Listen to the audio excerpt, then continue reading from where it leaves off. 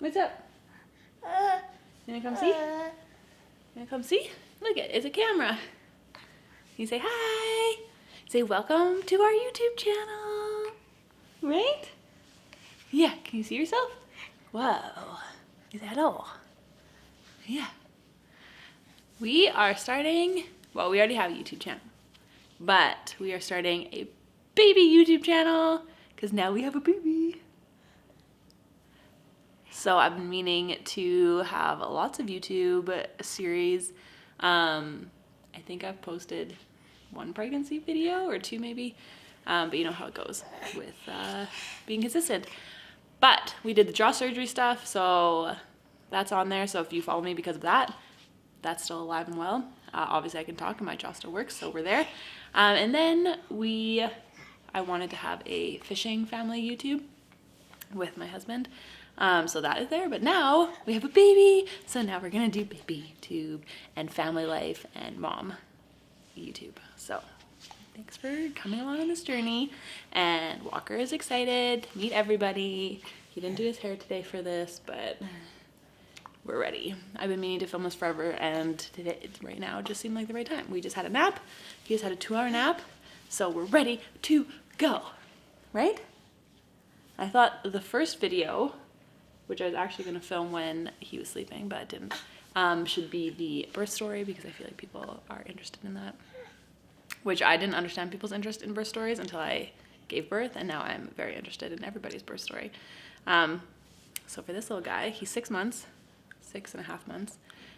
So he was born in June, and I really should have done this video like right after when he was born, because obviously that's a better memory, but I think one of those things will just be in your memory forever. So he was due on June 16th, and he was born on June 15th. On June 13th, yeah, 2 days before, early in the morning, probably at like 2 a.m., I woke up to go to the bathroom, which is normal because I was pregnant. I was peeing all the time. And he was doing a few days, and I went to go to the bathroom and my water broke, and no one like quite prepares you for like what that feels like, because they're like, oh, it's not like the movies, it's a slow trickle, it's this, it's that, and everyone has a different experience. But I was just like, whoa, that was not just going pee.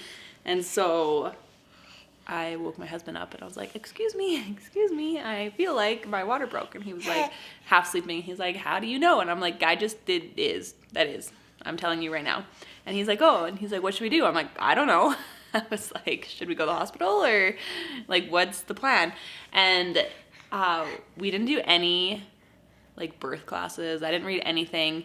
I was just trusting the people. Like, you tell me what to do, but maybe I should have researched like the initial steps when there are no doctors around to be like, what should we be doing? So anyway, we were like, I don't know what we should do. And so I was like, oh, I'll call 811 to just like ask them like what they think we should do. Like, I was having no contractions. I literally felt absolutely nothing besides that my water broke. So we got up, and Chris was like, oh, I should like clean the bathroom, because I meant to do that before the baby came. And so he went to go clean the bathroom at 2 o'clock in the morning, and I called 811, and I'm sure this like poor girl on the phone was, well, I mean, I'm sure she gets it all the time, but I was just like, hi, like my water broke, what should I do? And she's like, well, how do you feel? I'm like, fine. She's like, are you having contractions? I'm like, no. And she's like, well, like, I guess you could go to the hospital and just see what's happening. So that's what we decided to do. So we were not in any sort of hurry because I was feeling fine. And so we packed up some stuff. We got the bag that I had packed, like my hospital bag, but so we got ready to go, and we like get in the car, and I put a pad on. If you've never given birth nor had your water break on its own, it's quite irritating, because every once in a while you just like feel like you've peed your pants, and it's kind of just like, oh, and every time I would do that, Chris was like, oh my god, is the baby coming? I'm like, no, it's just more water. And so we got to the hospital, and we went into the triage, and they checked us in and everything, and she checked my blood pressure and put like a heart monitor thingy on the baby. Right? That's you. That's you. She put a heart monitor on the baby, and then kind of just sat there. And on the other, we couldn't see them, but on the other side of the curtain, this girl was not having a time with her contractions. And I was like, oh God, like this is what's coming. And so they were quite busy with that girl. And so we sat there for like a couple hours just doing absolutely nothing, because they were attending to this girl, and then the doctor had to leave. There's only one doctor on the floor. So then she had to go help this girl in delivery and surgery or whatever was happening. So we sat there for quite a while. Kind of like anticipating what is happening. But then they came back and they're like, yeah, like either you can be induced now, you have like 12 hours before we have to induce you, so that you like, or you don't have to, but we, excuse you. So we, like, they recommend being induced so that you don't have an infection. And so they're like, yeah, you can either like do it right now or go home and see if like contractions start on their own. And because I'd never obviously given birth before, I was like, oh, well, we'll just wait and see if it happens naturally. So we left the hospital, and we had to be back at 2 p.m. Because my water broke at 2 a.m. So I didn't really know what I was waiting for contractions, obviously, because I never had them before. And I never got period cramps. Like I never had like any of these things happen. So I didn't really know what was going to come.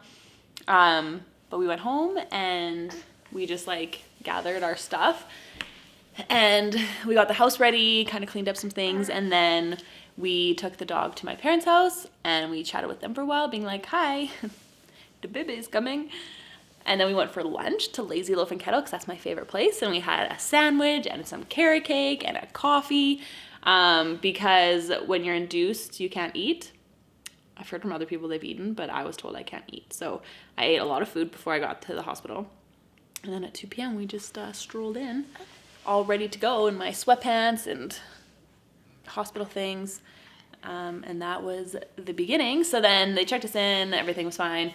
They started inducing me at 3 p.m. because I had no contractions. And then we just like started waiting.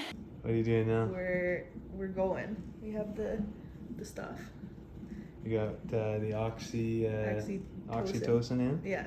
Starting at 2? Yeah. I've never had a contraction before.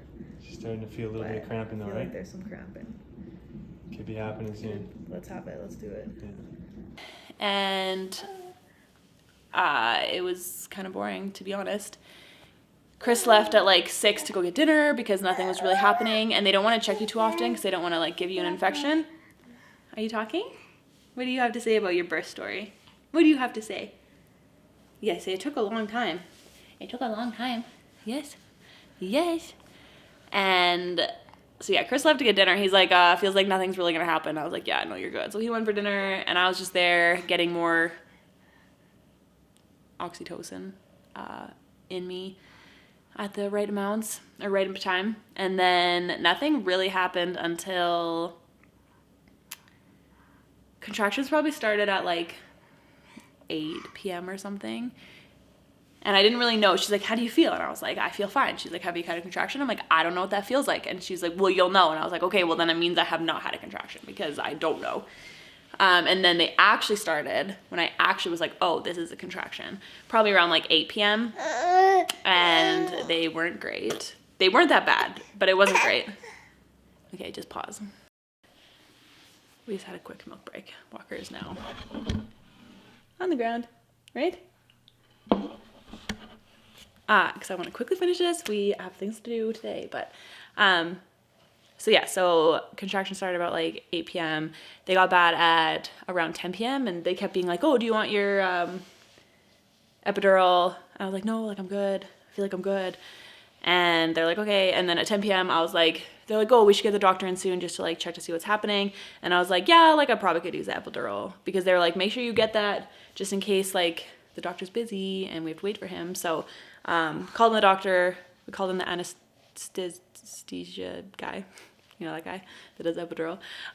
We called them all in, and so we got the needle in the back, which was not great. I'm not a good needle person. I didn't pass out, but it wasn't ideal. And then she checked me, and I was like a few centimeters dilated, but not anywhere near birth, obviously. And so then she's like, we'll come back later. So the contractions were fine then because obviously the medication worked. And they just kept checking me.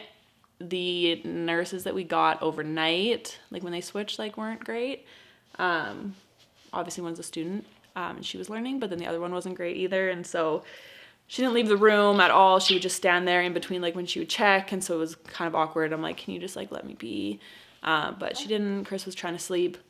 And then the doctor came back at midnight and checked, and I was getting more dilated, and the pressure was building, but nothing crazy. And so anyway, we just all waited around, went through the contractions. They started to get painful again. Took more medication. That was pretty all very normal. There was no problems or anything. And then at around 3 a.m., the pressure was huge. I was just like, I'm gonna die. Like, this is really painful. I think the baby's coming. I'm like, I don't know if that's true, but I think it's coming. So they got the doctor in to check, and indeed we were on our way. So Chris got up, and we all got ready for pushing the baby out, and that wasn't a great process. Yeah, was that you? So I pushed for 3 hours just to speed the story up. And it was the most like pain and pressure that I've ever felt in my whole life. Like, I literally thought my brain was going to explode.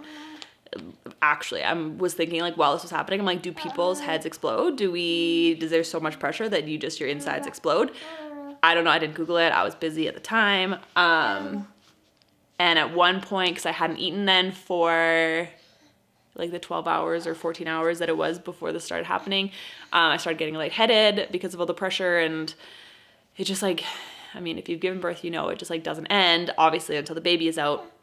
And so then you're in a very weird, like, this is the worst time of my life. I don't know if it's ever going to be over. I'm going to be stuck like this forever with this pressure, and trying to push this baby out literally forever. But he came in 3 hours. So he was born at 6:07 a.m. And it was, like I said, the most painful thing ever. And now that I've talked to a lot of people about it, because I was like, oh, there's no way that people like don't feel anything. And I was feeling so much pain. And I have like a pretty high pain tolerance. And I was like, something like that can't be true. And people were like, no, like that's just, you don't feel anything. And I was like, no, I felt things.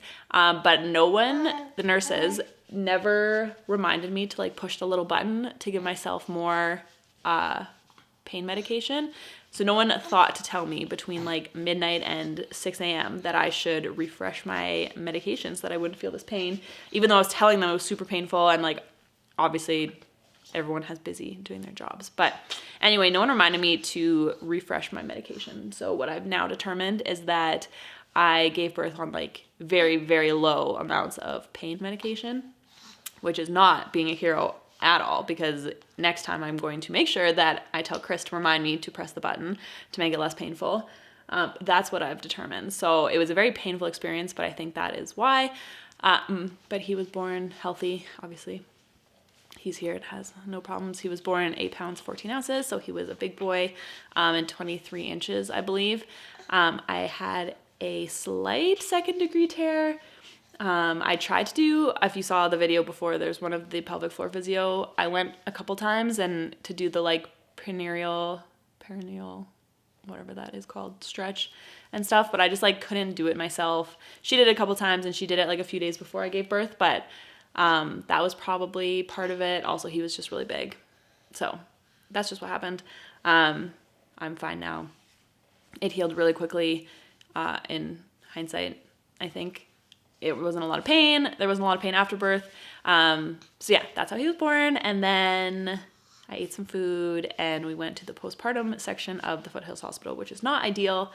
I was in a room with someone else, and the people that came and went through that room were more high risk people, and I was very low risk because he was fine and I was fine. And so I feel like I got ignored a little bit, which is okay. It was just really boring. Chris went home because there was just like literally a chair to sit in. And he was like, I can't sleep in that or sit in that. And I was like, yeah, like, I don't want you staring at me either. Like, I need to sleep. This baby needs to do whatever babies do, because I didn't know at the time. I still don't really know. So yeah, I was in there for 24 hours. It turned into more like 30 hours by the time I actually got the paperwork to go. But I got like a little bit of sleep. We learned how to breastfeed, obviously, during that time. It was all very overwhelming. And if you've never had a baby before, I'm sure there's more that you know if you take baby classes, but I didn't. And so we were just winging it. And like, I remember the first time where the lady was like, oh, did you change his diaper? And I was like, no. I was like, isn't that what you're supposed to do? She's like, no, like you change the diaper. And I was like, okay, well, I've never changed a baby's diaper before. Like maybe when I was like 15 and babysitting a baby. But I didn't babysit later in life, and I wasn't a baby person, and my friends had babies. So I didn't know anything about babies. And so we figured it out, didn't we? So yeah, that was my birth story. Honestly, it was super easy in all things considered. Obviously people have very traumatic birth experiences, and sometimes I feel like telling my story is just so like nonchalant and like anticlimactic, because it was just like I gave birth in a usual, normal, healthy way. But I also feel like sometimes you only hear horror stories, and then there's just so much anxiety and anticipation for what's about to come. And I am a huge believer that your energy affects the baby, like while you're pregnant and during birth and everything. And so if you can somehow lower some of your anxiety or stress during that time, I think that helps the process. So it was 16 hours from like start to finish. Being induced was literally fine. He's fine. Besides that, I couldn't eat, but otherwise it was good. And so that was my birth story. If you have any questions or want to chat about it, you can DM me on Instagram or put in comments below. But that is the first video of, I made a New Year's resolution to post weekly. So if there's anything specific you want to see, we're going to share some of our experiences with baby-led weaning. We're already into that because he's 6 months. I've obviously skipped a few months of like that development. But like he hasn't rolled over yet. He doesn't crawl. He hasn't got his teeth yet. So we have a lot of milestones to cover on this channel. We're doing solids right now is our current adventure. So if you have anything specific you would like to see or know, I'm obviously not an expert. This is my first baby, but we're in this together. So here's the baby. You say bye. Say we'll see you in the next video. You say bye. He says bye for the next video.